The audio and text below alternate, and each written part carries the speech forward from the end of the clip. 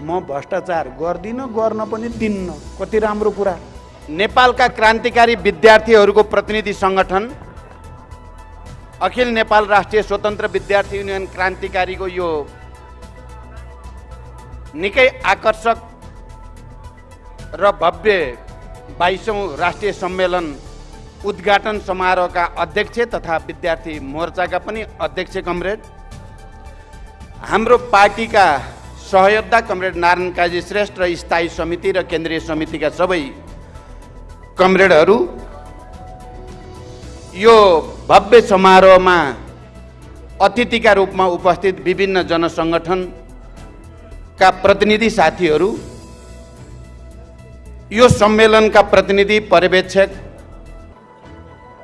साथीहरू, पत्रकार र अन्य उपस्थित मित्रहरू, सबभन्दा पहिला त म पार्टीको तर्फबाट र मेरो आफ्नो तर्फबाट पनि यो नेपाली राजनीतिको अत्यन्त महत्त्वपूर्ण र विशिष्ट क्षणमा सम्पन्न हुन गइरहेको यो 22औं राष्ट्रिय सम्मेलनको पूर्ण सफलताको हार्दिक शुभकामना व्यक्त गर्न चाहन्छु र तपाईहरू सबैलाई पार्टीको तर्फबाट बधाई पनि भन्न चाहन्छु। हामी झन्डै 3 घण्टा हुन लाग्यो या भयो यहाँ विभिन्न विद्यार्थी सङ्गठनका प्रतिनिधिहरूको,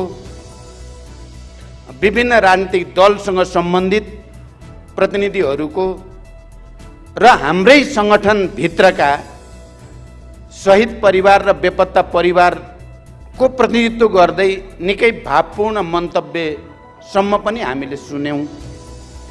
धैर्यतापूर्वक गम्भीरताको साथ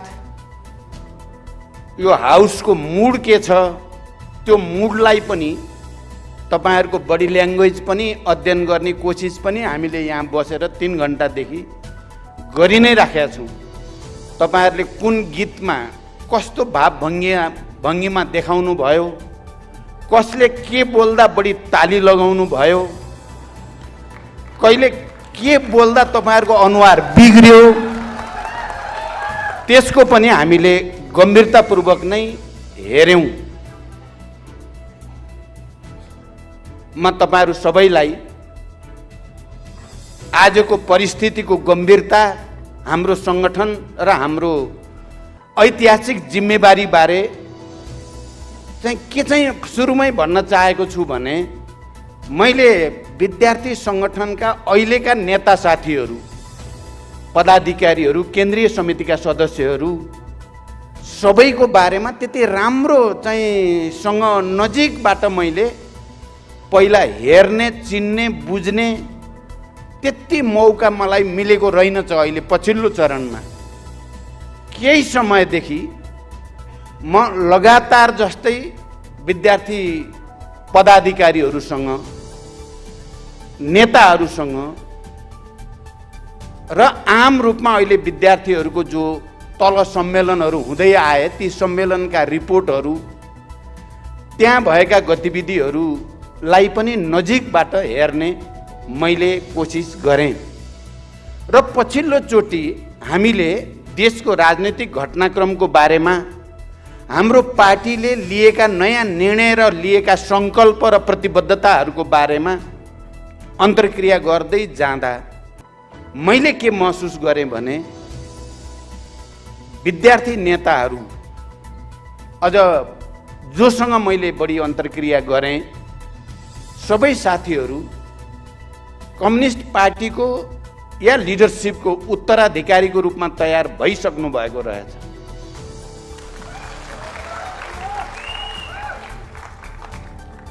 हिजो मात्रै स्थायी समितिको बैठक थियो हाम्रो पार्टीको। मैले त्यहाँ विद्यार्थी मोर्चाको र नेताहरूको बारेमा कुरा गरेँ। अब हाम्रो लागि युवा नेताहरूको दुःख रहेनछ। केन्द्रीय समितिका नेता तयार भइसक्नु भएछ। मैले केन्द्रीय समितिमा राख्ने प्रस्ताव गरेँ र आज यो हलमा तपाईहरूलाई हेर्दै गर्दा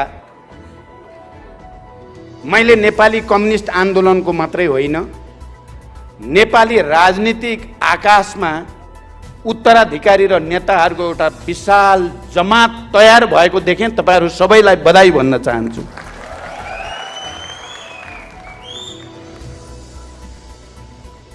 तपाईहरूले यहाँ जे जति विषयहरू राख्नु भएको छ, अब विस्तारपूर्वक मलाई भन्न त अहिले सम्भव छैन, समय पनि घर्किएको छ, तपाईहरू पनि थाक्नु पनि भयो होला। म आज मात्रै बिहान सर्वदलीय बैठक सकिएपछि सिधै म हाम्रो शहीद प्रतिष्ठान नेपालको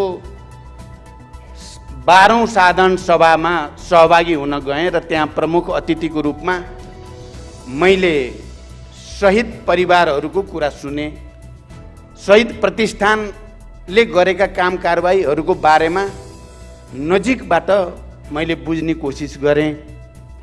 त्यसको लगत्तै पछि अब शहीद परिवारहरूको जो सङ्गठन छ हाम्रो र बेपत्ता योद्धा परिवारको सङ्गठन छ, त्यसका प्रतिनिधि साथीहरूसँग मेरो मिटिङ भयो छोटो, र अब शहीद र बेपत्ता योद्धाको परिवार समाजलाई एउटै बनाएर सञ्चालन गर्नुपर्छ र एउटा नयाँ आन्दोलनतिर अगाडि जानुपर्छ भन्ने कमिटमेन्ट गरेँ मैले। र त्यहाँबाट चाहिँ थारू राष्ट्रिय मुक्ति मोर्चाको केन्द्रीय समितिको बैठक थियो। त्यसको लगत्तै पछि थारू मोर्चाको बैठकमा म सहभागी भएँ। थारू साथीहरूले बडो मार्मिक ढङ्गले विषय उठाउनु भयो। हामी कहाँ आइपुग्यौँ, हाम्रो जनवादी क्रान्ति के पुरा भएको, बडो सरल ढङ्गले हाम्रो नयाँ जनवादी क्रान्ति पुरा भएकै हो कि बिच बाटोमै हराएको हो कि अब के हुन्छ, पार्टीले हामीलाई के भन्छ भन्ने कुरा बडो इनोसेन्टली चाहिँ उठाउनु भयो र त्यसको जवाफ मैले दिनुपर्ने भयो। त्यहाँ समयको चाहिँ अलि दबाब थियो, किनकि मलाई यहाँ 1 बजे आउने भनिएको थियो। मैले सायद बोल्न सक्दिनँ होला, त्यहाँ लामो भन्ने थियो, तर यताबाट खबर गयो कि 1 को सट्टा 1:30 बजे, 1:45 बजे आए पनि हुन्छ भनेपछि मैले हाम्रा थारू नेता साथीहरूले उठाउनु भएको कुराको मैले जवाफ दिएँ। र अहिले यो ऐतिहासिक सम्मेलनमा तपाईँहरूको अगाडि यसबीचमा व्यक्त भएका विभिन्न विषयबारे केही कुरा राख्ने उद्देश्यको साथ अब म तपाईँहरूको अगाडि उपस्थित छु। विद्यार्थी साथीहरूको अगाडि राख्नको लागि तपाईँहरूको अगाडि अहिले उपस्थित छु। मैले धेरै लामो व्याख्या गर्न त सम्भव छैन। हामीले नेपालमा राजनैतिक क्रान्तिको निम्ति, सामाजिक रूपान्तरणको निम्ति, सामन्तवाद र साम्राज्यवादका विरुद्ध नयाँ जनवादी क्रान्ति अगाडि बढाउन निकै ठुलो त्याग, तपस्या र बलिदानको एउटा बाटो हिँड्यौँ। हामीले सोचे जस्तो गरी क्रान्ति त पुरा भएन, तर फेरि हाम्रो त्याग र बलिदान खेर पनि गएन। हामीले एउटा ठुलो राजनीतिक परिवर्तन, जनयुद्ध र जनआन्दोलनको समायोजन सहित एउटा युगीन राजनीतिक परिवर्तन चाहिँ ल्याउने मुख्य कारक चाहिँ हामी बन्यौँ। हाम्रा शहीदहरूका सपना पुरै त भएका छैनन्, हाम्रा बेपत्ता योद्धाहरूका सपना पुरै त भएका छैनन्, तर खेर पनि गएनन्, खेर गएको पनि होइन। हामी एउटा ठुलो परिवर्तनको वाहकको रूपमा हामी आयौँ। हामीले संविधान सभा, सङ्घीय लोकतान्त्रिक गणतन्त्र, जसको अहिले मैले व्याख्या गर्न आवश्यक छैन, तपाईँ विद्यार्थी साथीहरू विज्ञ नै हुनुहुन्छ भन्ने मलाई थाहा भइसकेको छ। म त्यतापट्टि जान चाहन्न पनि। म एउटा कुरा के भन्न चाहन्छु भने, क्रान्ति कुनै पार्टी विशेषले या कुनै नेता विशेषले किताबमा जसरी लेख्छन् या भाषणमा जसरी बोल्छन्, व्यवहारमा त्यसरी नै हुन्छ भन्ने हुँदैन। क्रान्ति बडो जीवन्त हुन्छ, बडो सजीव हुन्छ। क्रान्ति क्रान्तिकारीले मात्रै गर्ने हो भन्ने सोचाइ पनि मार्क्सवादी होइन।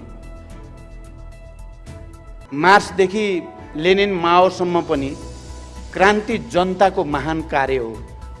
जनताको सहभागिता बिना, जनताको पहलकदमी बिना चाहिँ क्रान्ति चाहिँ सफल हुँदैन।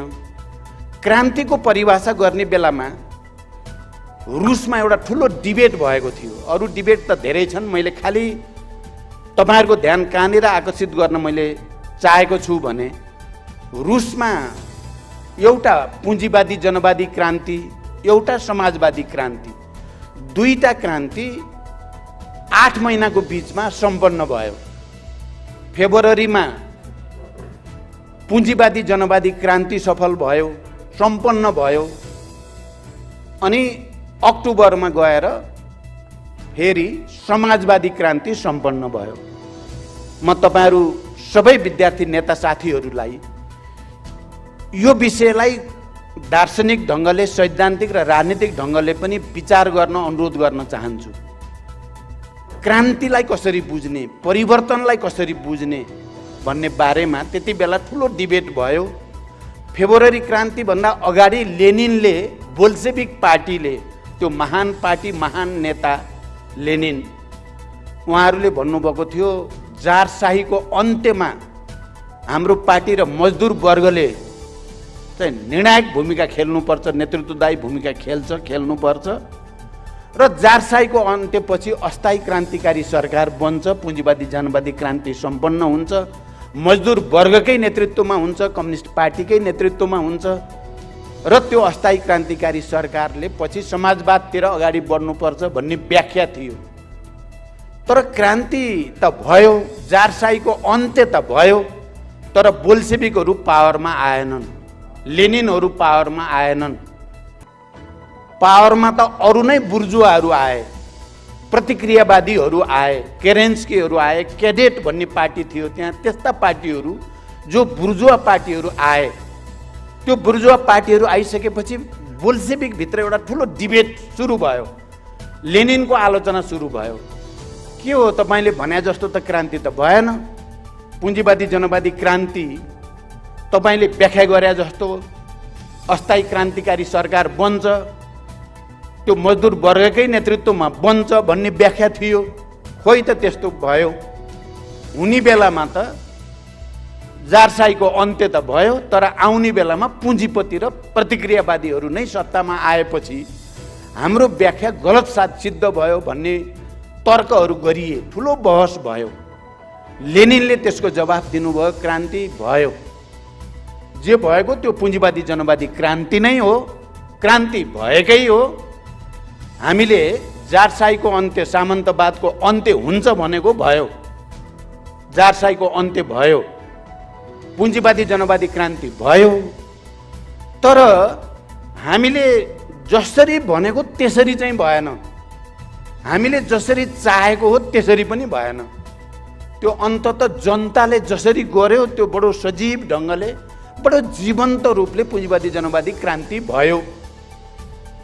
त्यसकारण अब हामी पुँजीवादी जनवादीको क्रान्तिको कुरा गरेर बस्ने होइन, अब हामीले समाजवादी क्रान्ति जिन्दाबाद भनेर समाजवादको निम्ति अगाडि बढ्नुपर्छ भनेर अप्रिल थेसिस लेखियो।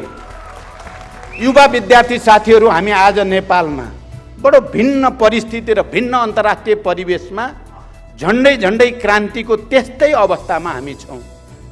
हामी क्रान्तिकारीहरूले निकै ठुलो त्याग, तपस्या, बलिदान गरेर विचारलाई पनि एउटा स्तरसम्म विकसित र संश्लेषित गरेर, रणनीति कार्यनीतिहरू पनि बडो मौलिक ढङ्गले निर्माण गरेर नेपाली जनता, श्रमजीवी नेपाली जनता, दूर दराजका गरिब मजदुर किसानहरू, सबै उत्पीडित वर्ग, जाति, क्षेत्र, लिङ्ग, समुदायका मान्छेहरूलाई उनीहरूका भावना, उनीहरूका आवश्यकता, उनीहरूका चाहनाहरूलाई अभिव्यक्त गर्दै लाखौंको सङ्ख्यामा र करोडौँतिर हामीले परिचालन गर्यौँ। क्रान्ति हाम्रो काम मात्रै होइन, त्यो माओवादी पार्टीले गरेको भनेर भनियो भने त्यो गलत हुन्छ। जनताले गर्यो, हामीले जनताको भावनाको प्रतिनिधित्व गर्यौँ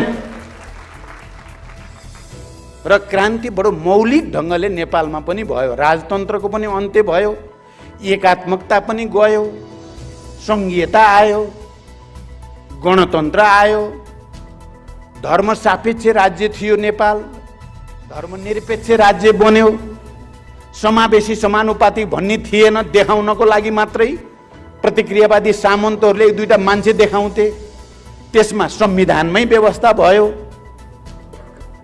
र यसरी हेर्दा हाम्रो सामन्तवाद विरोधी राजनैतिक क्रान्ति र संविधानमा जे व्यवस्था गरियो बडो मौलिक ढङ्गले नेपाली जनताले पुँजीवादी जनवादी क्रान्ति मूलभूत रूपमा सम्पन्न गर्यो।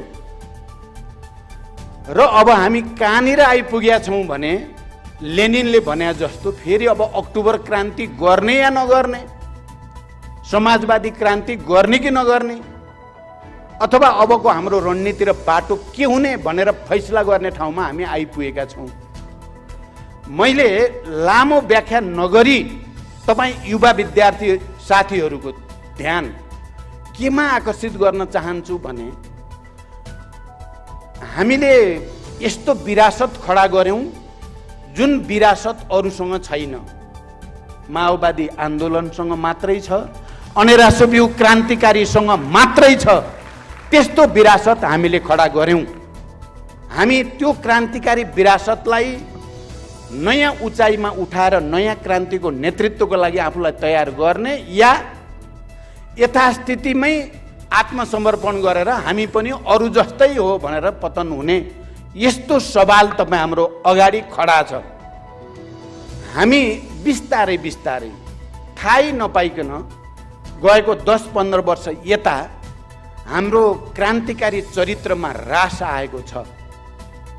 हामी हिजो सामाजिक रूपान्तरणको निम्ति, क्रान्तिको निम्ति, परिवर्तनको निम्ति, उत्पादनको निम्ति जनतासँग एकाकार भएर काम गर्ने हाम्रो क्रान्तिकारी कार्यशैलीमा स्खलन भएको छ।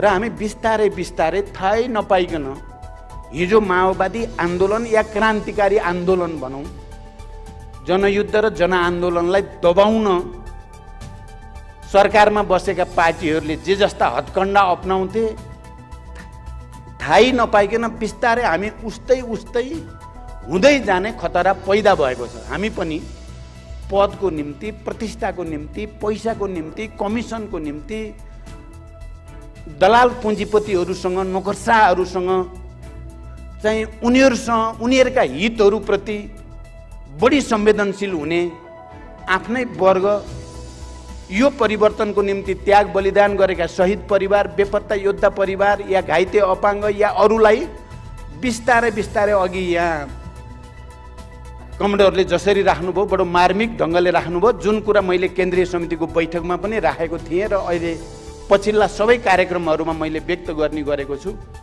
झन्डै झन्डै ती कुराहरू त विस्मृतिमा जालान् जस्तो। जो जति माथि नेतृत्वमा पुग्यो त्यो त्यति अवसरवादी, जो जति धेरै मन्त्री भयो त्यो त्यति धेरै पद। बडो अनौठो भएको छ कमरेडहरू, तपाईँहरूले हेरिराख्नु भएको छ। धेरै मन्त्री मैले बनाएँ जसलाई पार्टीबाट, ती पतन भए।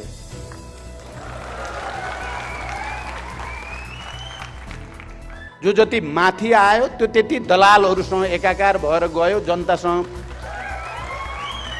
सम्बन्ध विच्छेद भए जस्तो भयो। हामी उनै मान्छे छौँ।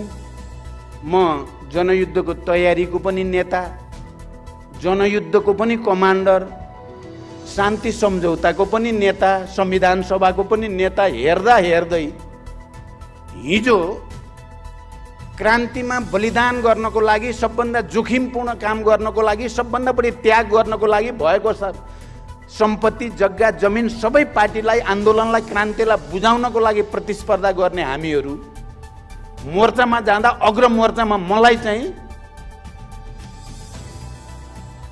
मोर्चा दिँदा लडाईँको त्यो आर्क दिइयोस् जुन आर्कमा पहिला प्रहार गर्ने हुन्छ भनेर रोज्ने हामी, जान नपाउँदा रुने हामी।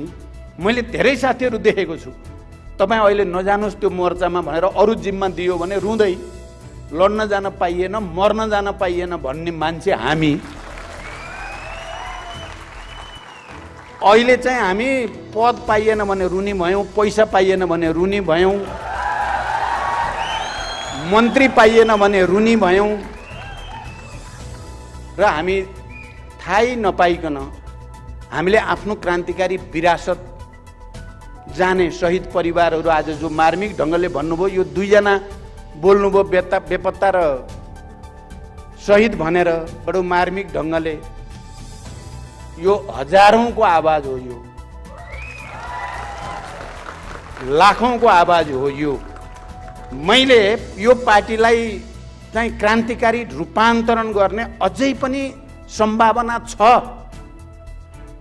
मैले यसो भन्दै गर्दा पछिल्लो चरण नेपालमा जब प्रतिक्रान्तिको फडा उठाउँदै गयो, प्रतिगमनको, आफूले नै गरेको एकताको पार्टी र बनाएको प्रधानमन्त्री र अध्यक्षबाट प्रतिक्रान्तिको नेतृत्व, प्रतिगमनको नेतृत्व गर्ने काम भयो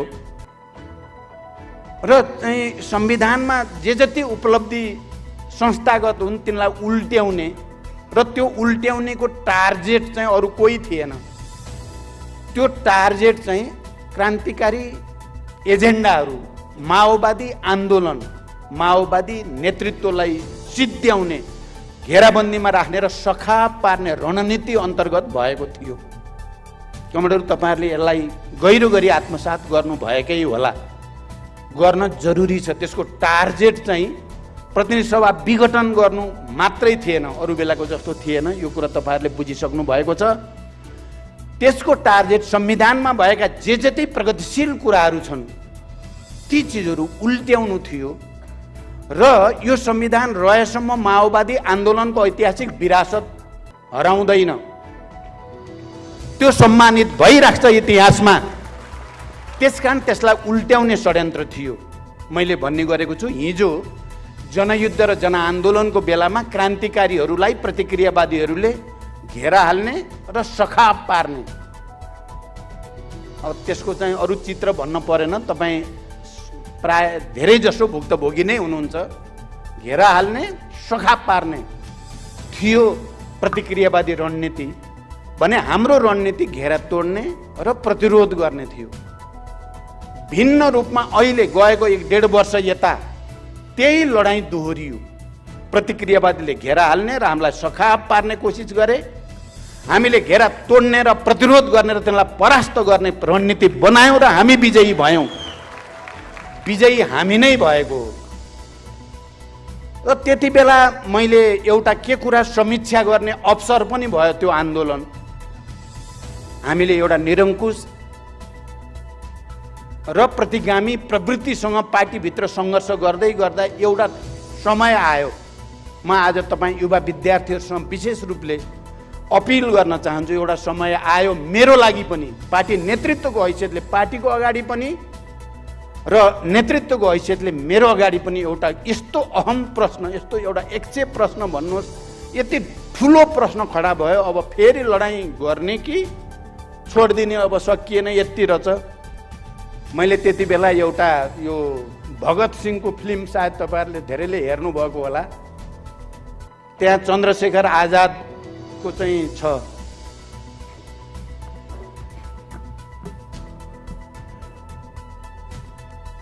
लड्दै गर्दा चारैतिर दुश्मनले घेरा हालेको छ। अब फुत्किने ठाउँ रहेन चन्द्रशेखर। एउटा रुखमुनि उनी बसेका हुन्छन्, पिस्तोल हुन्छ एउटा उनीसँग। अब मार्ने नै भए प्रतिक्रियावादीले भन्ने भएपछि उनले माटो समाउँछन्, एक मुठी माटो लिएर उनले भन्छन् त्यहाँ धरती माता भएर, माँ यति नै मैले गर्न सकेँ भनेर आफैले सुसाइड गर्छन्, आफैले आत्महत्या गर्छन्। सायद तपाईँहरूले हेर्नुभयो होला। झन्डै झन्डै मेरो अगाडि अब चाहिँ फेरि लडाईँ गर्ने कि आत्मसमर्पण त मैले गर्न सक्दिनँ, गर्न हुँदैन। हजारौं शहीदहरू, हजारौं बेपत्ता योद्धाहरू, घाइते अपाङ्गहरूको सबै ऋण त मेरो टाउकोमा, त मुख्य रूपमा त मेरो टाउकोमा छ। मैले या त अब सकिनँ, मैले यति नै रहेछ भनेर आफूले आफैलाई सुसाइड गर्न पर्ने। सुसाइड सबै नराम्रो मात्रै हुँदैन है साथी हो। मार्क्सको ज्वाइँ छोरीहरूले सुसाइड गरेको कथा सायद तपाईँहरूले पढ्नुभएको होला। सबै सुसाइड गलतै हुन्छ भन्ने हुँदैन।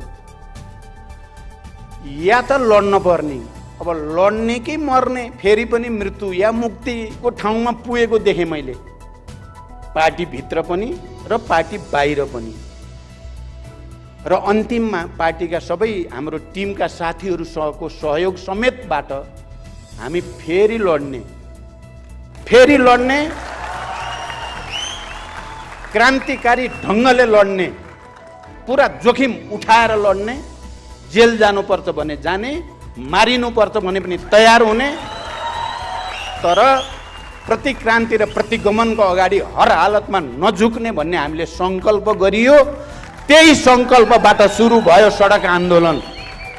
कमरेडहरू, पुस 5 गतेको प्रतिनिधि सभा विघटन र प्रतिक्रान्तिको सुरुवात जो गरिएको थियो, सेटिङ भन्ने तपाईँहरूले सुन्नुभयो। त्यो सेटिङ हाम्रो लागि फेरि एउटा नयाँ क्रान्ति, फेरि एउटा नयाँ लडाइँ, फेरि एउटा नयाँ जोखिम उठाएर जाने, या अब हामीलाई त पुगेकै छ, म 2 चोटि प्रधानमन्त्री भइसकेँ, अरू साथीहरू पनि कोही 2 चोटि, कोही 3 चोटि, कोही 4 चोटि मन्त्री भइसक्नुभयो, अब भएका जति किन फेरि दुःख गर्ने, फेरि जेल जाने बाटो, फेरि यातना खाने बाटो? यो प्रश्न थियो सबैमा। कुन चाहिँ बाटो रोज्ने भन्दा हामी चाहिँ जेल जाने, यातना खाने, मृत्यु वरण गर्ने, बरु क्रान्ति चाहिँ नछोड्ने भन्ने सङ्कल्प सहित हामी अगाडि बढेको हो। तपाईहरुले 19 पृष्ठ लामो दस्तावेज हेर्नुभयो भने मैले त्यसलाई के भने बमबार्ड द हेडक्वार्टर गरे हो। हामीले हेडक्वार्टरमा बम हाने हो। अब हेडक्वार्टरमा बम हानिसकेपछि के हुन्छ भन्दा त जे पनि हुन सक्छ, त्यसको निम्ति तयारी गरेर नै हामी हाम फालेको हो।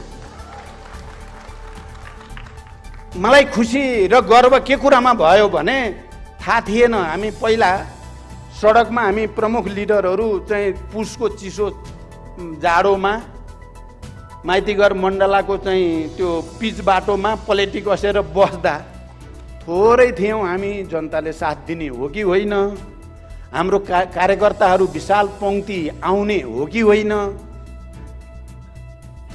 निश्चित थिएन। के हुन्छ तर हामीले चाहिँ आफ्नो कर्तव्य र जिम्मेवारी ऐतिहासिक रूपले पुरा गर्नुपर्छ।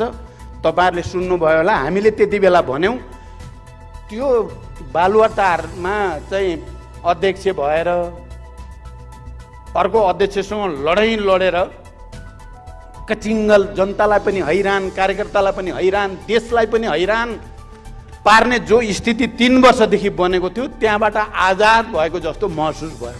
मुक्ति पाइयो। सडकमा आउँदा त मुक्ति पाए जस्तो बडो आनन्द अनुभूति भयो। आइयो जनताको साथमा फेरि।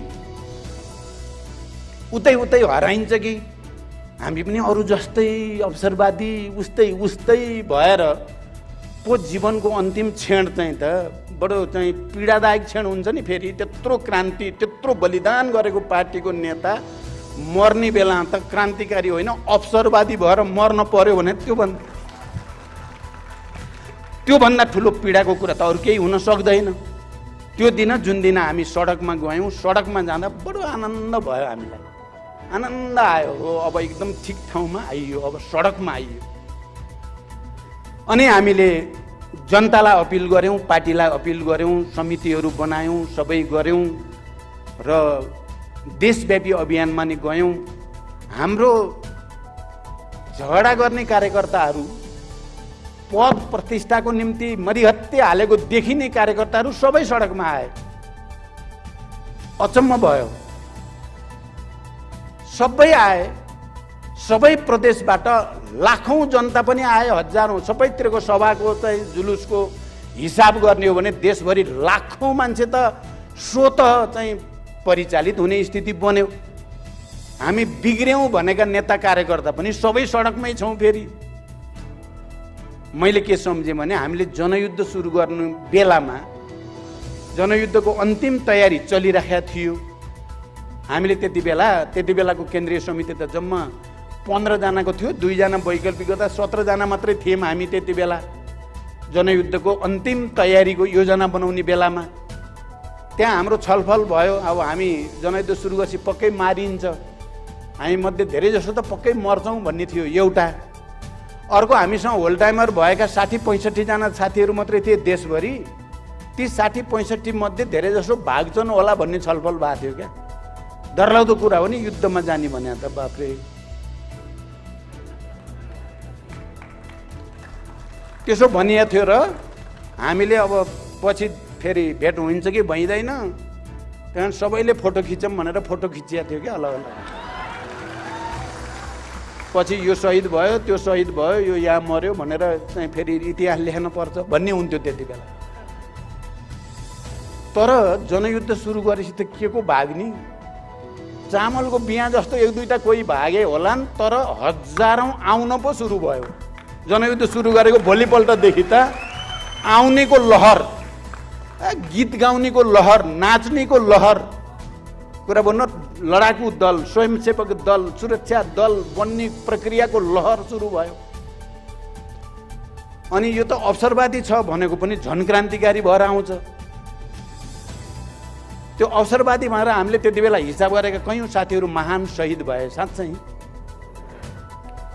भने हामीले यो आन्दोलनबाट के सिक्यौँ त भने होइन हाम्रो कार्यकर्ताहरू बिग्रेको होइन, बिग्रेको हामी हो, नेता बिग्रिया हो, हाम्रो जनता बिग्रिया होइन, बिग्रेको हामी हो भन्ने निष्कर्ष निकालियो हामीले। र मैले अझ विशेष रूपले अब सच्चिनु पर्ने अरूलाई भनेर हुँदैन, आफैबाट सुरु गर्नुपर्ने हुन्छ। कमरेडहरू, अहिले केन्द्रीय समितिको बैठकमा हामीले जुन राजनीतिक प्रतिवेदन प्रस्तुत गऱ्यौँ, समाजवादी क्रान्तिको रणनीति, त्यस रणनीति अन्तर्गत जनवादी क्रान्तिका बाँकी कार्यभार पुरा गर्ने कुरा, राष्ट्रिय स्वाधीनताको लडाइँलाई अगाडि बढाउने कुरा, उत्पादन र श्रमसँग पार्टीलाई जोड्ने कुरा र एउटा नयाँ पार्टी, फेरि क्रान्तिकारी पार्टी बनाउने सङ्कल्पसहित सर्वसम्मत रूपले हामी फेरि अर्को एउटा लडाइँमा जाने भन्ने निर्णय गरेका छौँ। म तपाईँ युवा साथीहरूलाई यो निर्णयको मर्मलाई विचार गर्न म तपाईँहरूलाई अपिल गर्न चाहन्छु। मैले भनेको छु फेरि एकचोटि समाजवादी क्रान्तिको लागि, सामाजिक रूपान्तरणको निम्ति हामी हिजो भन्ने गर्थ्यौँ हामी अलि अर्कै धातुका मान्छे हौँ है, हामीलाई अरूले चिन्दैनन्, हामी के चिज हौँ भन्ने कुरा अरूले, अवसरवादीहरू, प्रतिक्रियावादीहरूले चिन्ने र बुझ्न सक्ने कुरा होइन, त्यो हामी आफैले बुझ्न पर्ने कुरा हो, हामी आफैले चिन्न पर्ने कुरा हो भन्थ्यौँ। अहिले हामी क्रान्तिकारीहरू पनि एउटा नयाँ सङ्कल्पसहित यो पार्टीलाई रूपान्तरण गर्न सम्भव छ अझै पनि। र मैले भने सायद माओवादी पार्टी र नेतृत्वलाई एउटा अन्तिम अवसर यो देशमा प्राप्त छ, एउटा क्रान्तिकारी पार्टी नै बनाउने, सामाजिक रूपान्तरण गर्ने, जनताको जीवनमा आर्थिक समृद्धि ल्याउने, उत्पादन वृद्धि गर्ने, श्रम शक्तिलाई विकास गर्ने, शिक्षामा रूपान्तरण गर्ने। हामी कहाँ त कस्तो भयो भने हामीले शिक्षामा अहिलेको सापेक्षतामा प्रगतिशील परिवर्तन सुधार ल्याउनुपर्छ भनेर बनाइएका प्रतिवेदनहरू हाम्रै पार्टीको प्रधानमन्त्रीले सिरानमा हालेर राखेर त्यसलाई अगाडि बढाउनै दिएन। यो पीडा हामीसँग छ।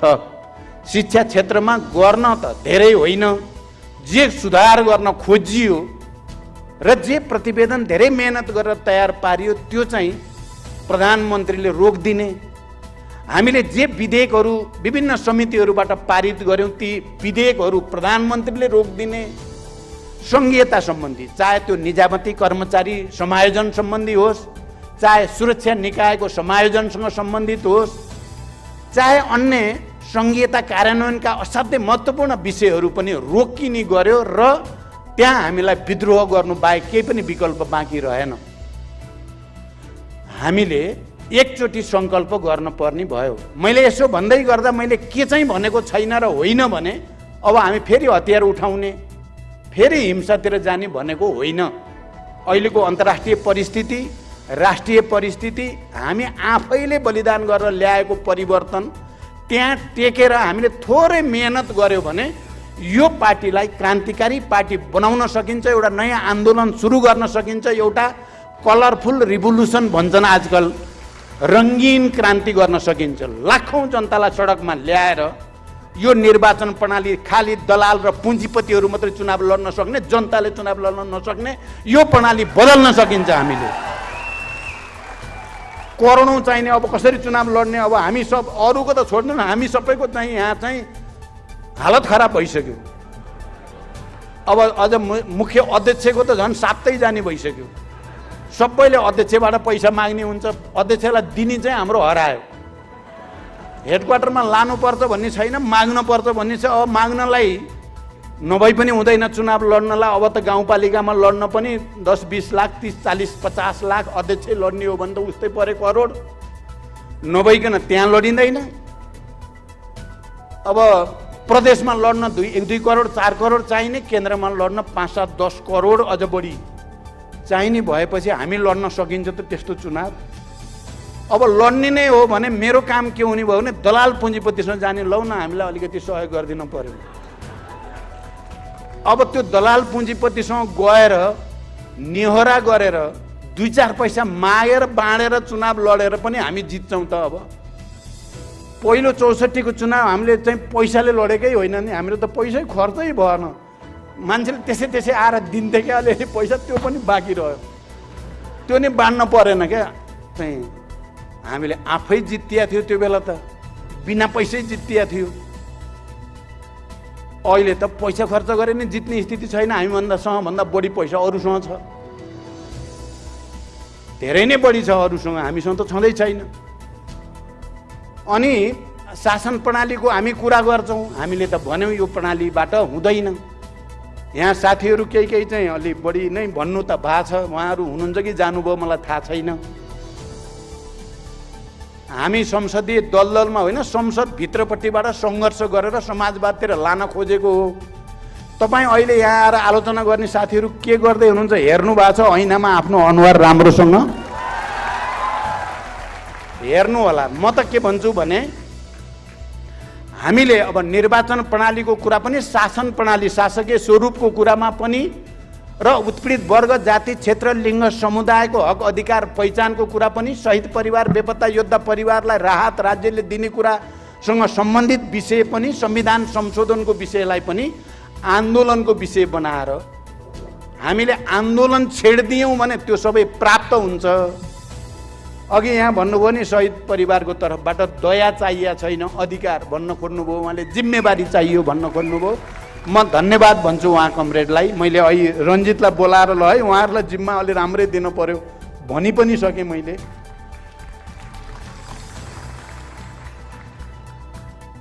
भनेपछि हामीले आन्दोलन छेड्दियौँ भने अस्ति सुरुमा पुस 5 गते आन्दोलनमा झन्डै हामी एक्लै होइन र, वक्तव्य दिने त थिए धेरै बुद्धिजीवी नागरिक समाज पत्रकार सबैले पनि साथ दिए,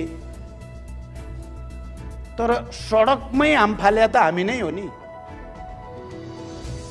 मास नै जम्मा गरेर लाखौँको सङ्ख्यामा परिचालन गरे त हामीले नै हो नि। सकिँदो रहेछ त, सकियो त भने मान्नुहोस्, हामीले यो दलाल पुँजीपति र नोकरसाह पुँजीपतिहरूको पैसामा चाहिँ बिक्ने निर्वाचन प्रणालीको ठाउँमा पूर्ण समानुपातिक निर्वाचन प्रणाली चाहियो भन्यो भने के हुन्छ त? आन्दोलन हुन्छ, हामी जित्छौँ, मलाई विश्वास छ हामी जित्छौँ। हतियार उठाउन नि पर्दैन, भूमिगत जान नि पर्दैन, कुरा बुझ्नुभयो, हिंसाको सुरु गर्न नि पर्दैन। लाखौँ जनतालाई सडकमा ल्याइदिएपछि पुग्छ। तपाईँ हामी कसिने हो भने ल्याउन सकिन्छ। त्यसकारण अहिले अब कुरा के छ त? हामी अब रूपान्तरण हुने भनिन्छ नि कहिले चाहिँ, रूपान्तरण हुने सम्बन्धी कुरो पनि के रहेछ भने पहिलो कुरा त विचारमा रूपान्तरण हुन पर्यो। हाम्रो विचार मार्क्सवाद लेनिनवाद माओवाद भनेका छौँ, समाजवादी क्रान्तिको रणनीति भनेका छौँ, त्यसको अर्थनीति, त्यसको राजनीति, त्यसको सांस्कृतिक नीति, त्यसको चाहिँ सङ्गठनात्मक संरचना अब के हुने भन्ने कुरामा सुस्पष्ट संश्लेषण चाहियो हामीलाई। कोही कार्यकर्ताले हिजो जनवादी क्रान्ति जनयुद्धमा जाने भनेपछि क्लियर थियो नि, त्यहाँ कहीँ कन्फ्युजन थिएन। भूमिगत र जनयुद्ध जाने कि नजाने, स्क्वाडमा भर्ती हुने कि नहुने, चाहिँ भिडन्तमा जाने कि नजाने क्लियर। जनवादी क्रान्ति गर्ने, सामन्त जाली फटा दलालहरूका विरुद्ध लडाइँ एकदम क्लियर थियो। अहिले क्लियर छैन। मैले अहिले भने नि थारू साथीहरूले बडो मार्मिक ढङ्गले राख्नुभयो मेरो अगाडि, कहाँ आइयो हामी क्रान्तिमै छौँ कि छोडियो बाटो। एउटा सामान्य थारू साथीले बडो चाहिँ गम्भीर ढङ्गले हामी आयौँ कहाँ, छौँ कहाँ, हो के यो समाजवाद भनेको, कहिले आउने, कसरी गर्ने हो भन्छन् क्या। ठिकै हो, कन्फ्युजन छ, क्लियर छैन। र यो किताब लेखेर मात्रै क्लियर हुने कुरा पनि छैन। पहिलो कुरो त वैचारिक राजनीति लाइन हामीले सधैँ भनेको त्यो साइन्टिफिकै कुरा हो। Ideological and political line decides everything. सबै कुराको अन्तिममा निदो गर्ने त विचार राजनीतिले नै हो। हामीले कुन वर्गको विचार, कुन वर्गको राजनीति, कुन वर्गको चाहिँ हितको निम्ति आफूलाई समर्पित गर्ने भन्ने कुरा हो। तर त्यसको साथसाथै आन्दोलन पनि हो। त्यस अनुसारको सङ्गठन, त्यस अनुसारको सङ्घर्ष, त्यस अनुसारको कार्यशैली भएन भने पनि विचार आफैले क्रान्ति त गरिदिँदैन। विचारलाई व्यवहारमा, शक्तिमा रूपान्तरण गर्नको त मान्छे चाहिन्छ। मान्छे आन्दोलनमा जानुपर्छ, त्याग गर्नुपर्छ, तपस्या गर्नुपर्छ। त्यो नभएसम्म त हुँदैन। त्यसकारण हामीले अहिले केन्द्रीय समितिमा विचार राजनीतिलाई पनि हामी विकसित गर्छौँ। राष्ट्रिय सम्मेलनसम्म पुस 11, 12, 13मा राष्ट्रिय सम्मेलन गर्छौँ। त्यहाँसम्म पुग्दा हामीले समाजवादी क्रान्तिको हाम्रो रणनीतिबारे, हाम्रो तात्कालिक कार्यनीतिबारे, जनवादी क्रान्तिका बाँकी कार्यभार पुरा गर्ने सम्बन्धमा या राष्ट्रिय स्वाधीनताको लडाइँका सन्दर्भमा सुस्पष्ट हाम्रो कुनै पनि कार्यकर्ताले हेर्ने बित्तिकै बुझिने हाम्रो बाटो अब यो भन्ने हाम्रो एकदम मौलिक बाटो, हाम्रो आन्दोलनको पहिचान झल्किने, हाम्रो विरासतलाई विकसित गरेको देखिने चाहियो भनेका छौँ हामीले। र अनि त्यही अनुसार हामीले सबभन्दा पहिला युवा साथीहरूलाई अपिल गर्न चाहेका छौँ हामीले। मैले अघि भने नि, अनेरासब्यू क्रान्तिकारीका पदाधिकारीहरूसँग 2-4 पटक भएको अन्तर्क्रियाबाट म निकै उत्साहित भएँ। मेरो लागि पनि त्यो ऊर्जा भयो। मैले भनि नै हालेँ, उहाँहरू अब केन्द्रीय समितिमा उहाँहरूलाई ल्याइन्छ। हेर्नुहोस् है, तपाईँहरूले हेर्दा हेर्दै अहिले केन्द्रीय समिति अर्को बनाइन्छ। युवा क्रान्तिकारी ल्याएर सकेसम्म भरिन्छ। हामीले 20% युवा भनेकै छौँ, त्यो पुर्याउने ढङ्गले हामी जान्छौँ भनेर युवाहरूलाई अपिल गर्न खोजेका छौँ। यो मानिसहरूलाई डोर्याउने भनेको पछाडिबाट होइन, मानिसलाई डोर्याउने अगाडिबाट हो, पशुलाई धपाउने पछाडिबाट हो। त्यहाँ जसले डोर्याउँछु भन्छ ऊ पहिला अगाडि बाटो लाग्नु पर्यो। ऊ बाटो लाग्यो भने समान विचार भएका, समान स्पिरिट भएका अरू पनि बाटो लाग्ने हुन्छ। हामीले जनयुद्धमा त्यही गरे त हो नि, हामी बाटो लाग्यौँ, त्यसपछि त पुरै जनतै बाटो लाग्ने स्थिति बन्यो। अहिले पनि हामीले सोचेको के छ भने हामी बाटो लाग्छौँ। मैले त्यसो भएर भनेको छु, म त हामफालेँ, अब तपाईँहरू के गर्नुहुन्छ तपाईँहरूको जिम्मा। हामी समाजवादी क्रान्तिको निम्ति, एउटा नयाँ रूपान्तरणको निम्ति सानोतिनो सुधारको तरिकाले हुँदैन, अलि चाहिँ राम्रै छलाङ हान्न पर्ने स्थिति छ। र तपाईँहरूको विद्यार्थी यो सम्मेलन त्यो दिशातिर अगाडि बढ्ने एउटा महत्त्वपूर्ण पाइला यहाँबाट सुरु हुन सक्छ। तपाईँहरूले अहिले देखा परेका विसङ्गति र विकृतिका विरुद्ध सङ्घर्ष गर्ने, पद र प्रतिष्ठाको निम्ति मरिहत्ते हाल्ने प्रवृत्तिका विरुद्ध, वर्ग समाज रूपान्तरणको निम्ति सङ्घर्ष गर्ने प्रवृत्तिलाई प्रोत्साहित गर्न तपाईँहरूले सुरु गर्नुभयो भने मलाई लाग्छ एउटा ठुलो आन्दोलनको सुरुवात यहीँबाट हुन सक्छ। मेरो अपिल तपाईँहरूसँग यही छ। हामीले भन्यौँ सायद यो हाम्रो लागि लास्ट अवसर हो क्रान्तिकारीको लागि नेपालमा। अझै पनि हामीले आँट गर्दा, हामीले बल गर्दा, हामीले त्याग गर्न खोज्दा एउटा नयाँ आन्दोलन सृष्टि हुने सम्भावना प्रचुर मात्रामा हामीसँग छ। हामीले रिल्याक्स गऱ्यौँ, हामीले त्यति वास्ता गरेनौँ भने चाहिँ फेरि यो त्यसपछि हामी फेरि उठेर नेपालमा 150 वर्ष क्रान्ति भनेर चाहिँ भन्ने स्थिति नहुन पनि सक्छ। किनकि जति बेला हामी हिजो क्रान्तिका कुरा गर्थ्यौँ, हामीले श्रीलङ्कामा हेर्थ्यौँ, त्यहाँ ठुलो राष्ट्रिय मुक्ति आन्दोलन, तमिल विद्रोह थियो, बडो सशक्त सशस्त्र विद्रोह थियो त्यो। हामीले त्यति बेला हेर्थ्यौँ फिलिपिन्समा लडाइँ थियो, हामीले त्यति बेला हेर्थ्यौँ टर्कीमा लडाइँ थियो। अझ सबभन्दा बढी हामीले हेऱ्यो त पेरुमा हेरे हो। पेरुमा माओवादीहरूले गोन्जालोहरूको नेतृत्वमा जे भयो त्यो चाहिँ निकै ठुलो चाहिँ उभारमा थियो त्यो। यो सबै चिजहरू चाहिँ हामी हेर्थ्यौँ र हामी ती सबैबाट लेसन लिने कोसिस गर्थ्यौँ। अहिले त त्यस्तो पनि छैन। अहिले त हामी आफैले गोरेटो कोर्न पर्ने, विचारमा पनि नयाँ ल्याउनु पर्ने, सङ्गठन पनि नयाँ बनाउनु पर्ने, आन्दोलन पनि नयाँ सृष्टि गर्नुपर्ने ठाउँमा हामी छौँ। तर त्यो काम हाम्रो पार्टीले, हाम्रो आन्दोलनले मात्रै गर्न सक्छ भन्ने हाम्रो ठहर छ र त्यो एकचोटिलाई हामी त्यो मेहनत गऱ्यो भने हामीलाई अवसर छ। र मैले यति भनिसकेपछि अर्को एउटा पोइन्ट तपाईँ साथीहरूसम्म के भन्न चाहन्छु भने हामी नभए पनि अर्को छ भन्ने स्थिति अहिले नेपालमा छैन क्या। दुःखको कुरो त्यो हो। हामी नभए नि अर्कोले गर्छ ल्याउँछ होला भनेर सन्तोष लिउँ न त भन्ने स्थिति छैन।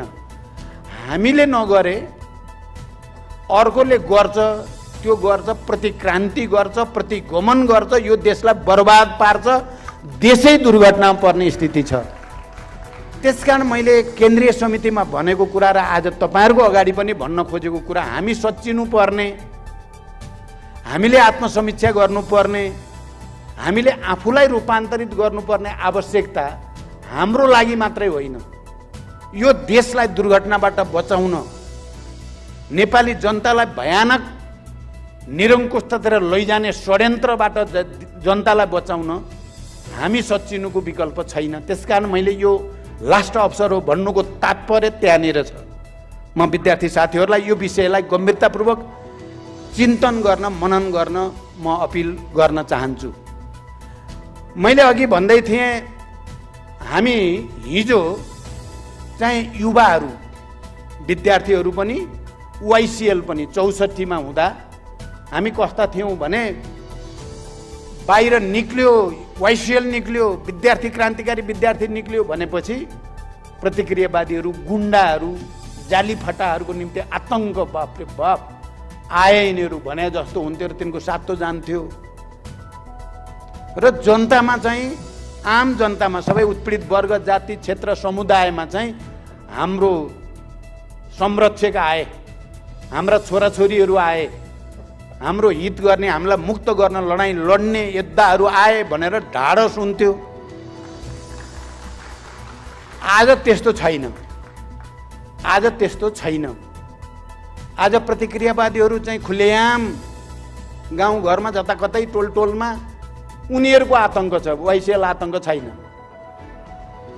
माओवादी आतङ्क छैन। अहिले त केपी आतङ्क, ओली आतङ्क, जसले गणतन्त्र रोक्नको लागि लड्यो त्यसको पो आतङ्क छ हामीमाथि। यो के अचम्म भयो यो। कमल थापा आतङ्क, कहाँबाट कहाँ पुगेकाहरू चाहिँ तिनीहरूको पो आतङ्क छ। अनि हामीलाई टुक्रा टुक्रा पार्यौँ भनेर उनीहरू दङ्ग परेका छन्। अब यिनीहरूलाई टुक्रा टुक्रा पारिसकियो, सिद्धिन लाछन्। सिद्धिए, हुन त हामीलाई धेरैचोटि सिद्धिए भने, माओवादी जनयुद्ध सुरु गरेको 3 महिनामा सिद्धिन्छन् भने, 6 महिनामा सिद्धिन्छन् भने, 1 वर्ष हो त्योभन्दा बढी जाँदैनन् भने, 2-3 वर्ष हो सकिन्छन् भने, टाउकाकै मूल्य तोकेपछि त अब सिद्ध्याइन्छ भने, तर हामी सिद्धिएनौँ। पोहोर यो विघटन गर्ने बेलामा माओवादी अब सिद्धियो भन्ने र प्रचण्डको अब केही मूल्य छैन हुँदा हुँदा त भित्रकै साथीहरूले नि भन्न थाले अब प्रचण्डबाट केही माखो मर्दैन भन्छन्। हेर्नु, मलाई त अनौठो लाग्छ। हेर्नु, साथीहरूले नै भनेको सुन्छु मैले, मेरो अगाडि त भन्दैनन्। मेरो अगाडि त तपाईँ नै हो, तपाईँ बाहेक कोही छैन भन्छन्। तर पछाडि गएर अब प्रचण्डबाट केही हुँदैन है, अब हामीले अर्को तयारी।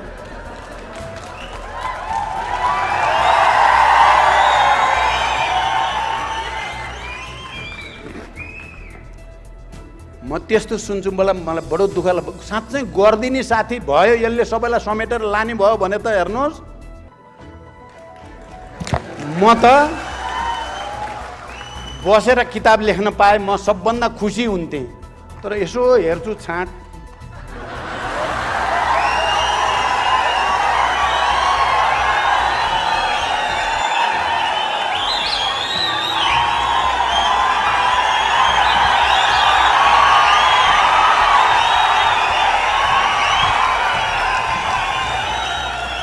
त्यसकारण मैले के भनेको छु भने यो लास्ट अवसर, एकचोटि म लडाईँ लड्छु। साथीहरूलाई मेरो त्यसो भन्ने साथीहरूलाई मेरो चाहिँ सहृदयतापूर्वक तपाईँहरू विचार, राजनीति, योजना र कार्यक्रम सहित आउनुहोस्। तपाईँको राम्रो भएर पार्टीले पास गर्यो भने तपाईँलाई धन्यवाद दिएर उत्तराधिकारी घोषणा गरेर हिँड्छु म चाहिँ। तर माओले लिनप्याउला गरे जस्तो अहिले नै भनिदिने चाहिँ गल्ती चाहिँ म चाहिँ गर्दिनँ। लिनप्याउला उत्तराधिकारी भनेको त त्यही लिनप्याउले माओलाई गोली हान्न हिँड्यो। उत्तराधिकारी भनेपछि त भनी फास्टो हुँदो रहेछ नि, त्यो त काल रहेछ। म किन भन्ने, म त्यो भन्दिनँ। राम्रो काम गरेर आउने साथीहरूलाई मैले बाटो छोडिदिन्छु भनिराखेकै छु मैले। त्यसकारण कमरेडहरू, अब एकचोटि हामी जाग्न पर्यो भन्ने हो। हामी यो परिवर्तन हामीले ल्याएको भन्ने कुरा दरोसँग भन्नु पर्यो, दरोसँग भन्नु पर्यो जनतामा। प्रतिक्रियावादी जाली फटाहरू, निरङ्कुशतावादीहरू चाहिँ यी प्रतिगमनकारीहरूको सातो जानी गरी भन्नु पर्यो। र मैले कहिलेकाहीँ केपीसँग मेरो अलि बढी रिस उठ्छ र बढी भन्छु, म आज चाहिँ भन्दिनँ है। तर त्यो प्रवृत्तिलाई परास्त गर्नै पर्छ, हामीले गर्ने हो, लड्ने हो।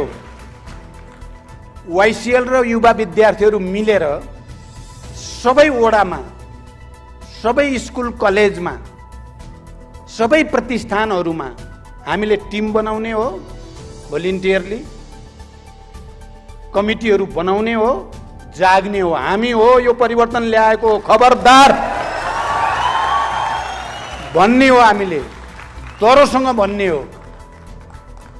र गुण्डाहरू अस्ति सूर्यनाथ राण यादवको चाहिँ स्मृति सभामा त एक थरी गएर बडो दिएछन्, साथीहरूले खुसी लागेको छ।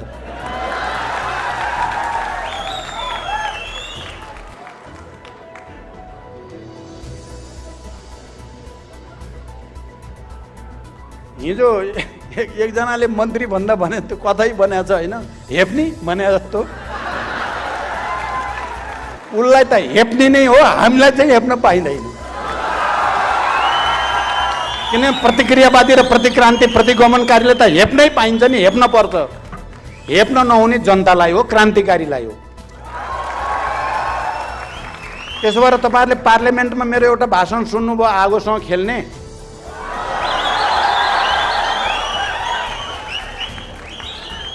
मान्छेहरूले एक थरी भन्ठाने, तर भनेको केही दिनपछि त बालुवाटार छोडेर बालकोट जानु पर्यो। गण्डकी गयो, लुम्बिनी गयो, अर्को आयो, अब यहाँ बागमती जाँदैछ, अब 1 नम्बर जाँदैछ। जान्छ जान्छ जान्छ।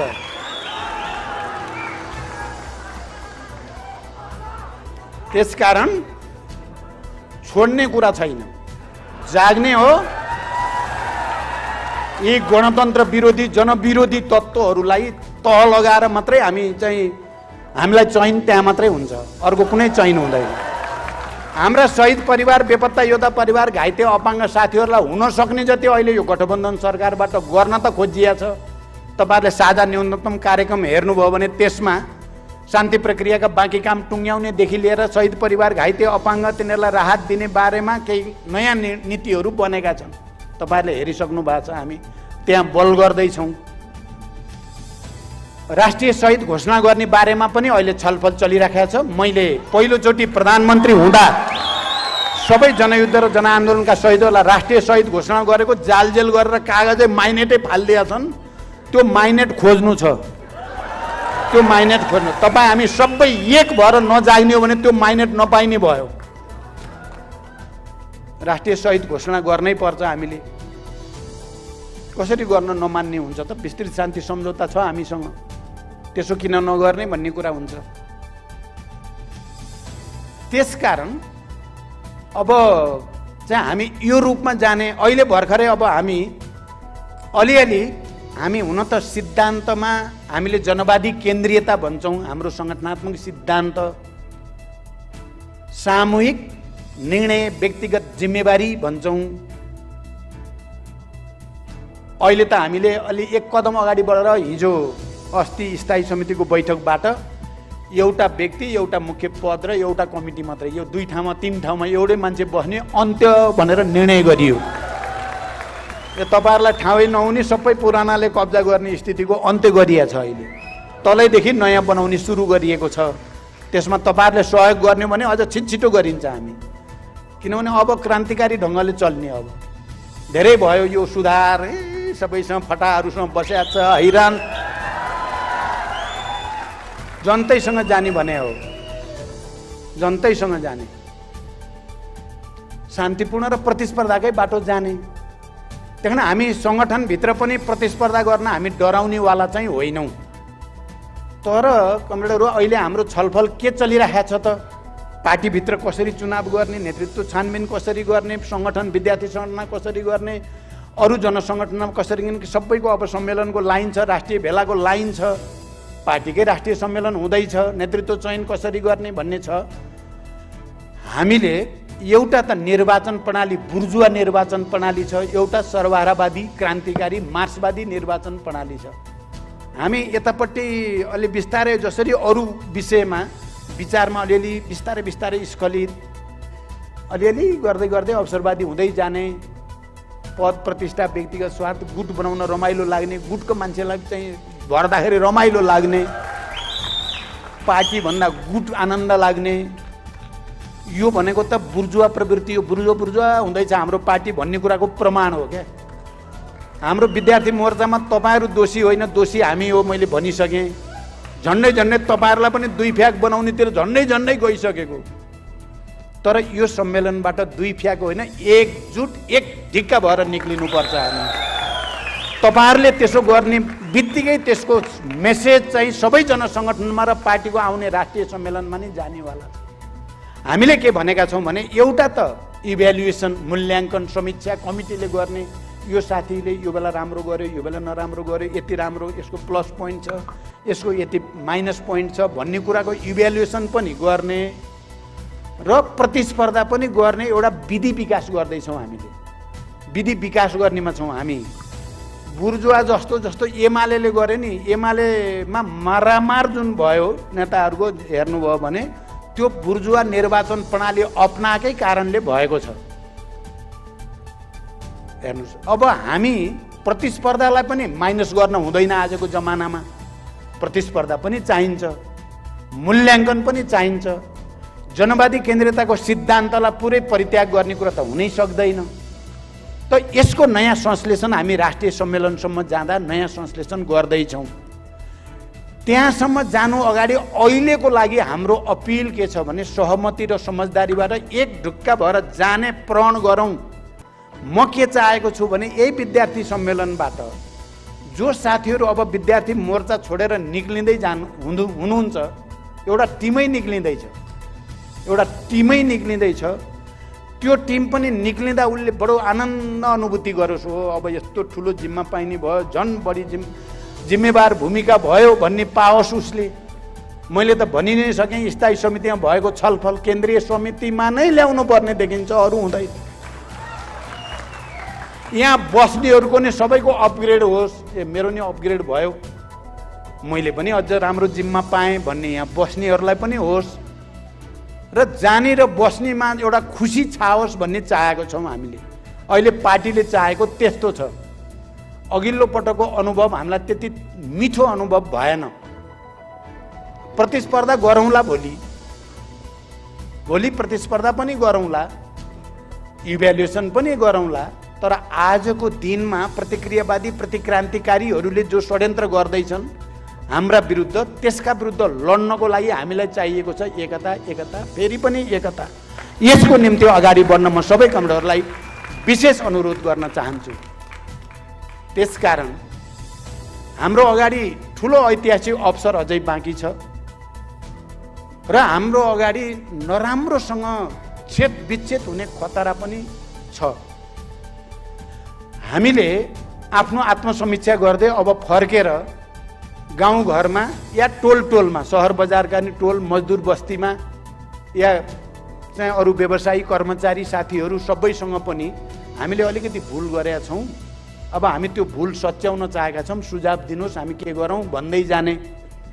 शहीद परिवारमा गएर चाहिँ भन्ने हामीले अलिकति त्रुटि गऱ्यौँ यो बिचमा, हामी सच्याउन चाहेका छौँ। आमा बा ल अब के गर्ने, भाइ बहिनी छोराछोरी भनेर तिनीहरूसँग कुरा गर्ने, बेपत्ता योद्धा परिवारमा जाने, घाइते अपाङ्गहरू कहाँ जाने।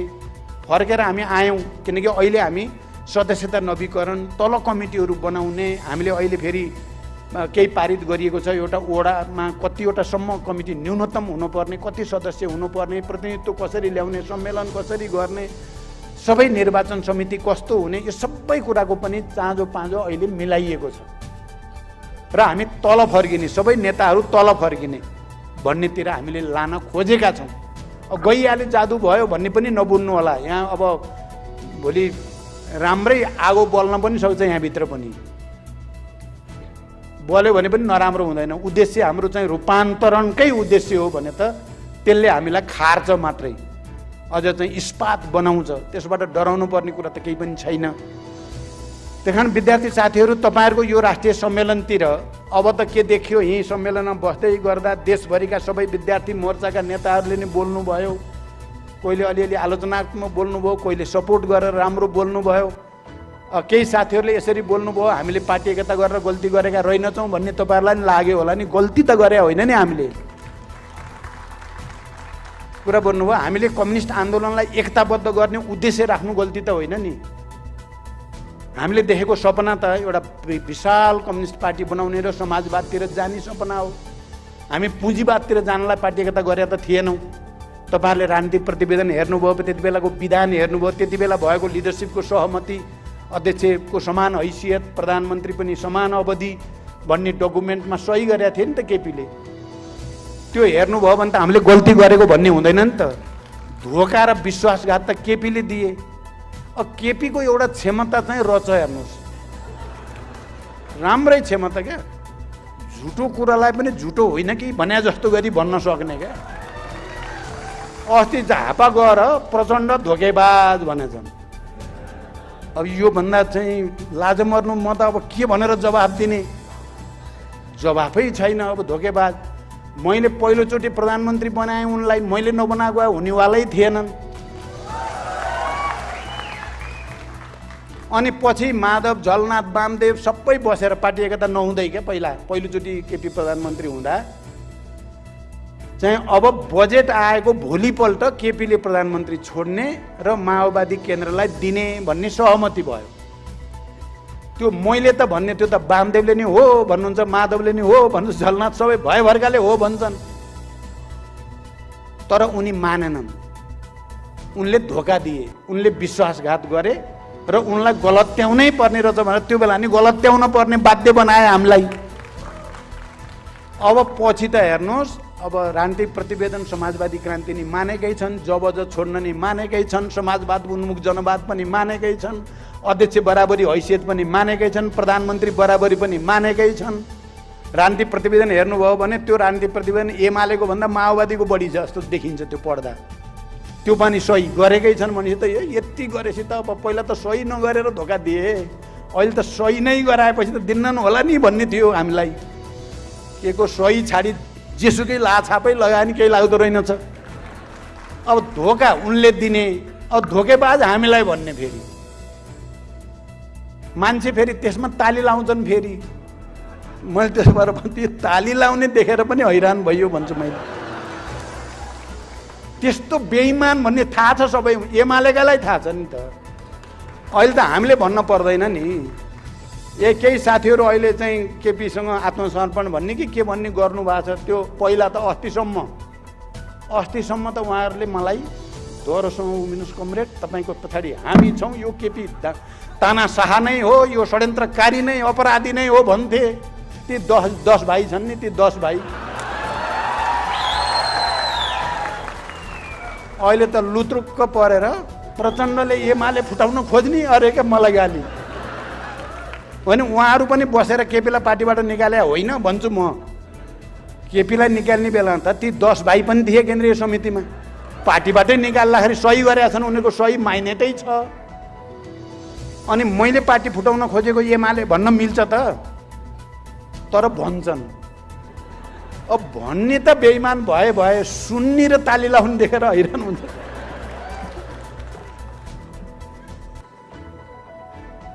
त्यसो भएर मैले भन्छु क्या, त्यो झुटो बोल्न सिपालु नेपालमा कोही छ भने केपी ओली भन्छु क्या मैले। झुटो बोल्न सिपालु, किनभने सबभन्दा झुटो त सबैले दुनियाँले थाहा पाए नि, म भ्रष्टाचार गर्दिनँ, गर्न पनि दिन्न। कति राम्रो कुरा। त्योभन्दा राम्रो भ्रष्टाचार विरोधी स्टेटमेन्ट अरू हुन्छ त? गर्दा नि गर्दिनँ, गर्न नि दिन्न। तर त्यो भन्ने किन रहेछ त भन्दाखेरि त्यो लेभल रहेछ क्या, त्यो त विज्ञापन। त्यो भनेर भित्र बिग छ नि, त्यो बिग छोपेको क्या, त्यो चाहिँ अरबौँ भ्रष्टाचार गरेको छ, त्यसलाई ढाकछोप गर्नलाई भनेर छ त्यो त। त्यसो भएको हुनाले चाहिँ हामीले त्यसो गर्न हुँदैन, हामीले जे हो त्यही गर्ने पर्छ। र अहिले जुन परिस्थिति बनेको छ प्रतिगमन र प्रतिक्रान्तिका विरुद्ध हामी अलिकति आक्रामक ढङ्गले जान जरुरी छ। विद्यार्थी साथीहरू, तपाईँहरूसँगको सहकार्य एकै समयदेखि नेतृत्वका साथीहरूसँग भएको कुराकानीले मैले भने हाम्रो पार्टीमा पनि, पार्टी नेतृत्वलाई पनि एउटा ऊर्जा भएको छ।